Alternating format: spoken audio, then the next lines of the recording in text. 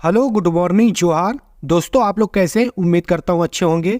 चलिए जानते हैं झारखंड की प्रमुख बड़ी खबरों को, लेकिन उससे पहले अभी तक आपने चैनल को सब्सक्राइब नहीं किया तो चैनल को सब्सक्राइब कर लीजिए और वीडियो को एक लाइक कर दीजिए। चलिए जानते हैं झारखंड की प्रमुख बड़ी खबरों को। सरकारी कर्मचारी को लगा बड़ा झटका, अब नहीं ले पाएंगे पेंशन, योजना का लाभ, आ गया सख्त निर्देश। दुमका में उपायुक्त अंजनी युलोदोड्डे ने सोमवार को बीडीओ व सभी सीईओ के साथ वीडियो संवाद के माध्यम से मुख्यमंत्री राज्य वृद्धावस्था पेंशन से संबंधित बैठक की। इसमें बताया गया कि सरकारी सेवा से निवृत्त महिला व पुरुष को इस योजना का लाभ नहीं मिलेगा। उपायुक्त ने कहा कि 50 साल से अधिक आयु की महिला व अनुसूचित जाति जनजाति के पुरुषों को पेंशन योजना से लाभान्वित करने का निर्णय राज्य सरकार ने लिया। 20 फरवरी से 3 दिवसीय कैंप लगाकर सभी पंचायतों से आवेदन प्राप्त करें। सभी शिविर में कंप्यूटर ऑपरेटर की प्रतिनियुक्ति की जाए ताकि मौके पर ही आवेदनों की ऑनलाइन एंट्री किया जा सके। आवेदन लेने के बाद पावती रसीद निश्चित रूप से दे ताकि भविष्य में उनके आवेदन की ट्रैकिंग की जा सके। उपायुक्त ने कहा कि पंचायत स्तर पर प्राप्त आवेदनों का सत्यापन मुखिया एवं पंचायत सचिव द्वारा किया जाएगा। शहरी क्षेत्र में राजस्व कर्मचारी एवं पूर्व वार्ड पार्षद आवेदन का सत्यापन करेंगे। प्रखंड के वरीय पदाधिकारी अपनी प्रखंड की पंचायतों का निरीक्षण करेंगे। वैसे लाभुक जिनका बैंक खाता नहीं है उनका वीडियो खाता खुलवाएं। उन्होंने कहा कि अनुसूचित जाति जनजाति के पुरुषों का अगर जाति प्रमाण पत्र नहीं है तो बनाने के लिए आवेदन पंचायत स्तर पर लगे कैंप के माध्यम से किया जाए। वैसे महिला जिनके पति या फिर वैसे पति जिनकी महिलाएं सरकारी नौकरी से सेवानिवृत्त होने के बाद पेंशन मिल रही है, वे इस योजना में शामिल नहीं होंगे। सभी प्रखंड विकास पदाधिकारी को अबुआ आवास योजना के लाभुकों का 100% निबंधन करने का निर्देश दिया गया। मुख्यमंत्री बनने के बाद पहली बार गिरिडीह आएंगे चंपाई सोरेन, हेमंत के अधूरे काम को करेंगे पूरा, देंगे बड़ी सौगात।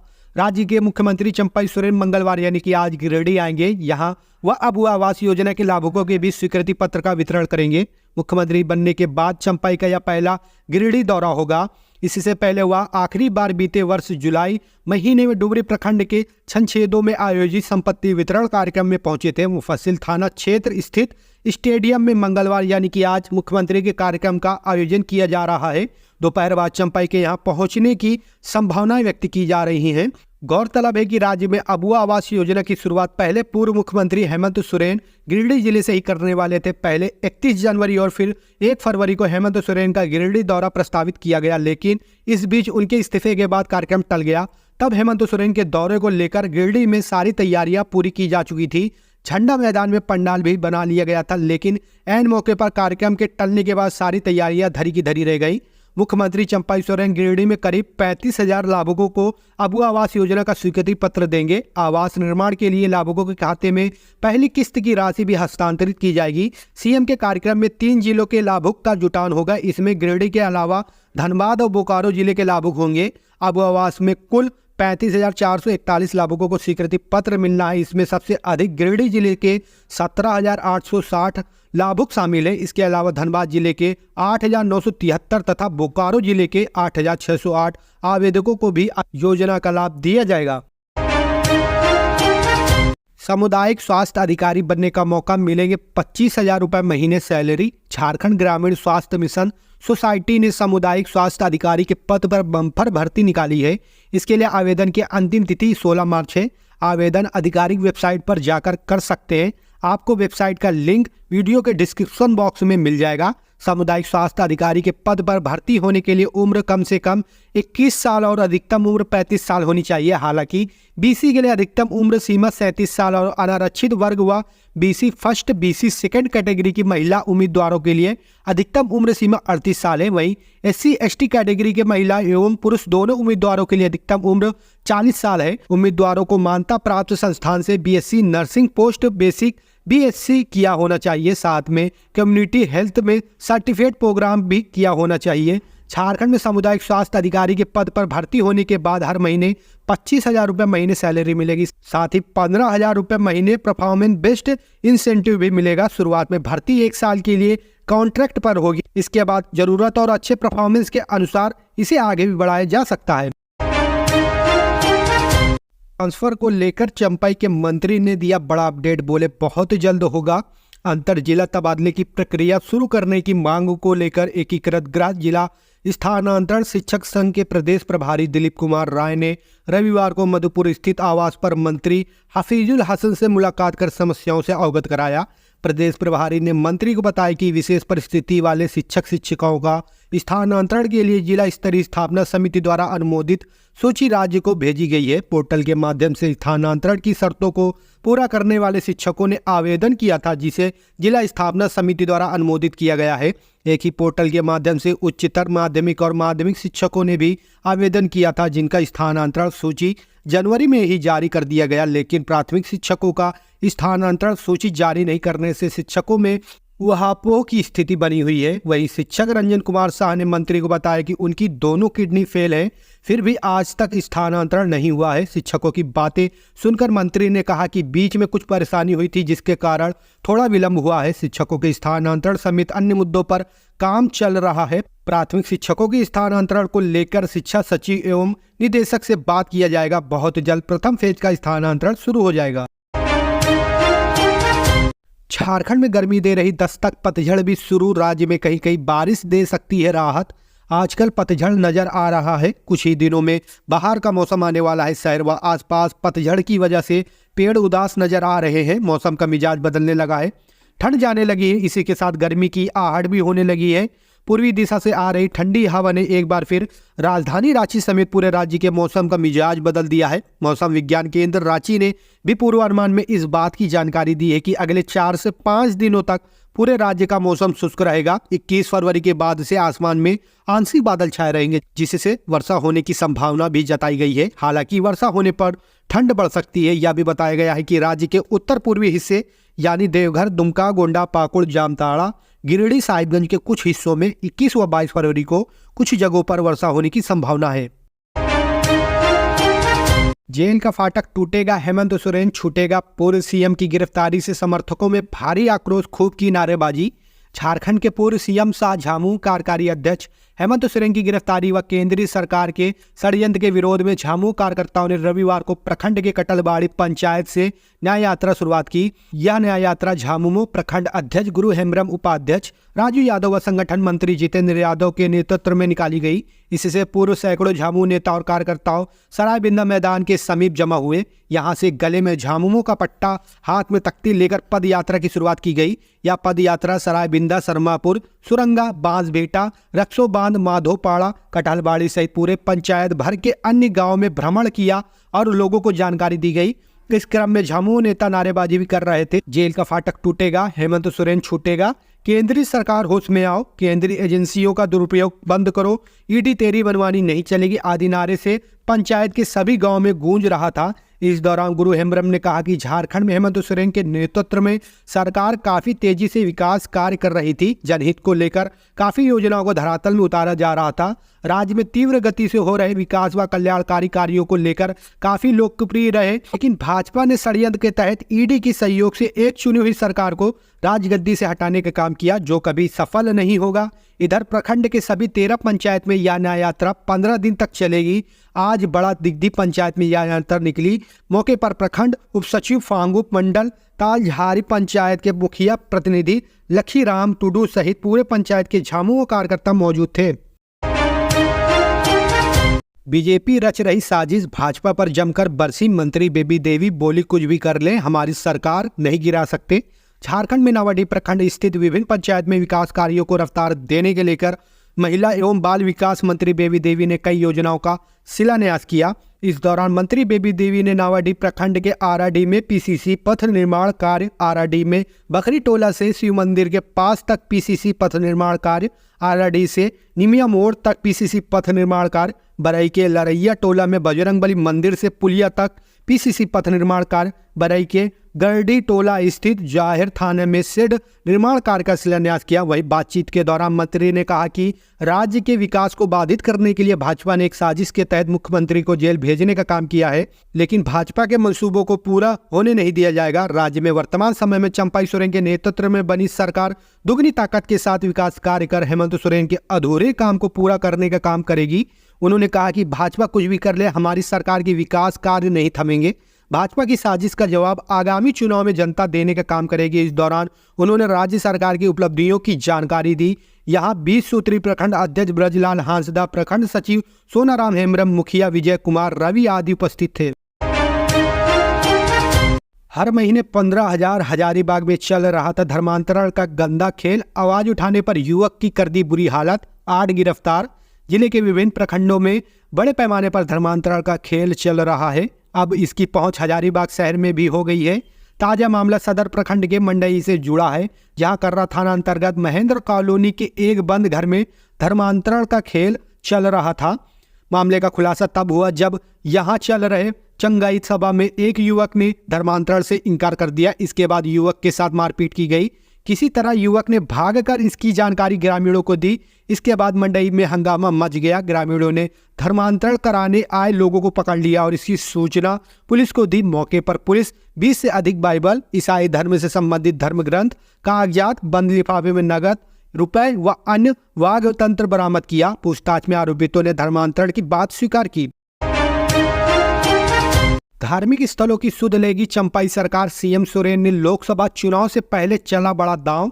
झारखंड के चतरा में संघनाद व मंत्रोच्चारण के बीच सोमवार को मुख्यमंत्री चंपाई सोरेन ने 10वें राजकीय इटखोरी महोत्सव का भव्य उद्घाटन किया। उद्घाटन समारोह में उद्योग मंत्री सत्यानंद भोक्ता, कृषि मंत्री बादल पत्रलेख, स्थानीय विधायक किशोर कुमार दास, मुख्यमंत्री के प्रधान सचिव विनय चौबे, उपायुक्त अबू इमरान, पुलिस अधीक्षक राकेश रंजन, बौद्ध धर्म गुरु भंते तिसावरे दिगंबरम, जैन धार्मिक न्याय बोर्ड के अध्यक्ष ताराचंद्र जैन, मां भद्रकाली मंदिर के पुजारी नागेश्वर तिवारी भी उपस्थित थे।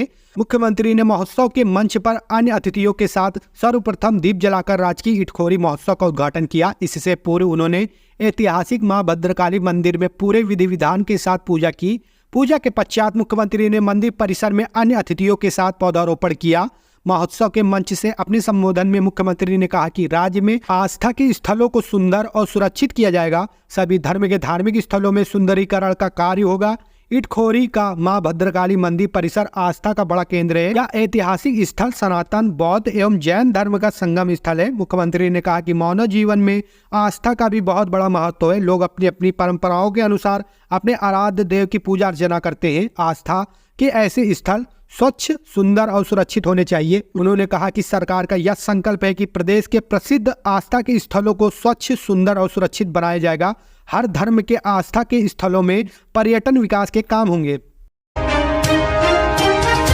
150 महिला पुलिसकर्मियों की टीम तैयार, सेक्सुअल क्राइम करने वाले की खैर नहीं। सेक्सुअल क्राइम के मामले में अदालत से अपराधी साक्ष्य के अभाव में बरी हो जाते हैं। इसकी सबसे बड़ी वजह होती है साइंटिफिक एविडेंस ना होना, जिसे लेकर ही अब झारखंड पुलिस की स्पेशल महिला टीम की स्क्वाड बनाई जा रही, जो हर जिले में पोस्टेड होगी। यह महिला स्क्वाड किसी भी तरह के सेक्सुअल क्राइम के मामले का इन्वेस्टिगेशन करेगी। दरअसल नया कानून के लागू होते ही बगैर साइंटिफिक एविडेंस के कन्विक्शन नहीं हो पाएगा, जिसे लेकर झारखंड पुलिस गंभीर है। ऐसे में झारखंड पुलिस मुख्यालय के द्वारा राज्य की 150 महिला पुलिसकर्मियों को चयन किया गया है, जिसकी स्पेशल ट्रेनिंग भी शुरू कर दी गई है। दरअसल 343 महिला पुलिसकर्मी ने इस टीम का हिस्सा बनने को लेकर फॉर्म भरा था, लेकिन फिलहाल इन 343 महिला कर्मियों में से महज 150 का ही चयन इस टीम में हुआ, जिन्हें ट्रेंड किया जा रहा है। मामले की जानकारी देते हुए झारखंड पुलिस के डीजीपी अजय कुमार सिंह ने बताया कि महिला पुलिस कर्मियों को 4 तरह की ट्रेनिंग दी जा रही है, जिसमें कानून, मनोवैज्ञानिक, मेडिकल और फॉरेंसिक की ट्रेनिंग शामिल है। 28 दिनों की ट्रेनिंग के बाद ये स्पेशल स्क्वाड की टीम हर जिले के महिला थाने में पदस्थापित होंगी और फिर अगर जिले में कोई सेक्सुअल ऑफेंस की घटना सामने आती है तो यह टीम उसका अनुसंधान करेगी। टीम का हिस्सा बनने वाली स्पेशल पुलिसकर्मियों के कंधों पर सेक्सुअल ऑफेंस से जुड़ी हुई साक्ष्यों का संकलन करना और जांच में सहयोग करने का भी जिम्मा दिया गया है। उग्रवादी संगठन जेजेएमपी ने की लेवी को लेकर पोस्टरबाजी, फौजी कार्रवाई की चेतावनी। उग्रवादी संगठन जेजेएमपी द्वारा पलामू जिले के पांकी प्रखंड क्षेत्र के कई इलाकों में लेवी को लेकर पोस्टरबाजी की गई है। पांकी प्रखंड के आसियार, होटई, करमाटांड, रतनपुर समेत दर्जनों जगहों पर हस्तलिखित पोस्टर, दीवार दस्तावेज सहित अन्य जगहों पर चिपकाए गए हैं। पोस्टर के माध्यम से नल जल, धूमकुड़िया, सड़क, ढोबा, टीसीबी, बाउंड्री आदि छोटे छोटे निर्माण कार्य के ठेकेदारों को सब जोनल कमांडर रोहित जी से संपर्क करने के लिए कहा गया है। संपर्क नहीं करने पर फौजी कार्रवाई करने की चेतावनी दी गई है। उग्रवादियों की ओर से कई लोगों के नाम उल्लेख करते हुए जल्द संपर्क करने के लिए कहा गया है। पोस्टर में कहा गया है कि बनई के राधाडी में जो हाल किए थे इसी तरह का हश्र होगा। पोस्टर में ठेकेदारों को भी चेतावनी दी गई है। पोस्टरबाजी की सूचना मिलने पर पाकी पुलिस मौके पर पहुंची और आसेहार, होटाई, कर्मा टांड सहित अन्य इलाकों से पोस्टर हटा दिया है। पुलिस का मानना है कि इसके पीछे स्थानीय लोगों का भी हाथ है। पता लगाने की कोशिश की जा रही है कि पोस्टरबाजी के पीछे कौन कौन लोग शामिल हैं। बातें करने के बजाय विकास पर ध्यान केंद्रित करे सरकार, झारखंड के राज्यपाल राधाकृष्णन का बयान। झारखंड के राज्यपाल सीपी राधाकृष्णन ने रविवार को कहा कि राज्य सरकार को बहुत अधिक बातें करने के बजाय सबसे गरीब लोगों के विकास पर ध्यान केंद्रित करना चाहिए। झारखंड के मुख्यमंत्री चंपाई सोरेन ने पड़ोसी राज्य बिहार की तर्ज पर राज्य में जाति आधारित सर्वेक्षण को हरी झंडी दे दी। इसके कुछ ही देर बाद राधाकृष्णन का यह बयान आया है। उन्होंने यह पूछे जाने पर कि क्या इस प्रकार के सर्वेक्षण से झारखंड के लोगों को लाभ होगा। राज्यपाल राधाकृष्णन ने कहा, राज्य की जनसांख्यिकी के बारे में हर कोई जानता है। हमें बहुत सारी बातें करने के बजाय सबसे गरीब लोगों के विकास पर ध्यान केंद्रित करना चाहिए। राधाकृष्णन ने राज्यपाल के रूप में 1 साल का कार्यकाल पूरा होने के मौके पर पत्रकारों से बातचीत के दौरान यह कहा। रांची में वाहन ने 2 को रौंदा, 1 की मौत। रांची के रातू थाना क्षेत्र के ब्रजपुर पेट्रोल पंप के पास अज्ञात वाहन की चपेट में आने से एक युवक की मौत हो गई, जबकि एक गंभीर रूप से घायल हो गया। घटना की सूचना मिलते ही पुलिस मौके पर पहुंची और घायल को अस्पताल भेजा। शव को पोस्टमार्टम के लिए रिम्स भेज दिया गया है। फैंस के लिए बड़ी खुशखबरी, रांची टेस्ट में होने जा रही MS धोनी की एंट्री, बनेंगे टीम इंडिया का हिस्सा। टीम इंडिया ने राजकोट टेस्ट में इंग्लैंड का मान मर्दान करते हुए 5 मैच की सीरीज में 2-1 से बढ़त बना ली है। अब टीम इंडिया की नजर रांची टेस्ट पर है। टीम रांची टेस्ट में ही इंग्लैंड को पटकनी देकर सीरीज में अजय बढ़त बनाना चाहेगी। 23 फरवरी से टीम इंडिया इंग्लैंड के खिलाफ जारी सीरीज का चौथा मैच रांची में खेलेगी। रांची में मैच होने के चलते टीम इंडिया के पूर्व कप्तान MS धोनी मैच देखने स्टेडियम पहुंच सकते हैं। रांची धोनी का होम टाउन है, ऐसे में धोनी मैच देखने पहुंच सकते हैं। वह टीम इंडिया के खिलाड़ियों से मिल सकते हैं। रांची टेस्ट को सीरीज डिसाइडर के रूप में देखा जा रहा है। अगर भारतीय टीम के पक्ष में रिजल्ट रहता है तो भारत सीरीज अपने नाम कर लेगी। वहीं अगर इंग्लैंड के पक्ष में रहता है तो आखिरी टेस्ट धर्मशाला में होगा, वह रोमांचक फाइनल की तरह हो जाएगा। 10x10 की दुकान, पंखा, बल्ब का यूज, लेकिन व्यवसायी को आया इतना का बिल कि छूट गए पसीने। झारखंड में एक बार फिर से बिजली वितरण निगम लिमिटेड का अनोखा कारनामा सामने आया है।